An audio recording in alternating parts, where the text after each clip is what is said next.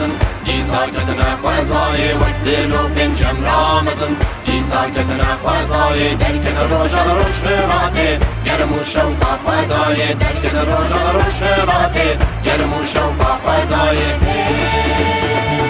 دنگ سردمکنو کشت هزاسر سرمایه دنگ سردمکنو کشت هزاسر سرمایه آدی گرم سونا من نوروزی